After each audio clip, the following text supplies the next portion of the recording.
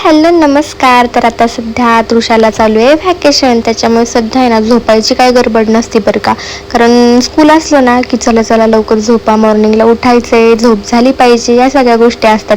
आणि मला आहे ना तृषासोबत हे कार्टून बघायला खूप आवडतं, कारण मी लहान होते तेव्हा हे कार्टून मी इतकं बघितलंय ना. टॉम अँड जेरी खूप जास्त माझे काही असे कार्टून आहेत जे फेवरेट आहेत, जे मी तृषासोबत एन्जॉय करत असते. त्यानंतर मिलन आले, तृषाला मी भरवून घेत होते. ते बोलले की काय केलंय स्वयंपाक, तर अंड्याची भाजी वगैरे ते सगळं होतं. तर बोलले की नको आपण छानपैकी ना काहीतरी बाहेर जाऊन आणूयात, कारण आता तुम्हालाही समजून गेलं असेल की रात्री असं थोडंसं राऊंड मारून आलं ना 5-10 मिनटं की जरा मनाला बरं वाटतं, निवांत झोप येते. तर आपली छान मामांची अंडा भुर्जीची गाडी आहे, तिथे गेलो, अंडा भुर्जी घेतली मिरांसाठी.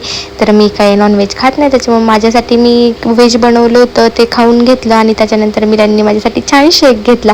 त्यांना वाटलं तर मी माझ्यासाठी अंडा भुर्जी घेतली, मग हिला काय, मी नको म्हणत असताना सुद्धा त्यांनी तो शेक घेतला.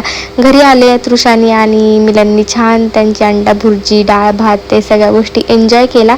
आणि सुखी फॅमिली, हॅप्पी फॅमिलीला अजून काय पाहिजे, एकमेकांना समजून घेऊन आनंदात लाईफ जगायची. कुठं तू मेमे होत असेल तर एक पाऊल मागे घ्यायचं, कुठे जास्त ओव्हरलोड होत असेल तर त्या गोष्टींमध्ये दापायलाही लागतं, ओरडायलाही लागतं, तृषालाही आणि मिलनलाही. तर असंच काहीसा संसार आहे. चलो बाय.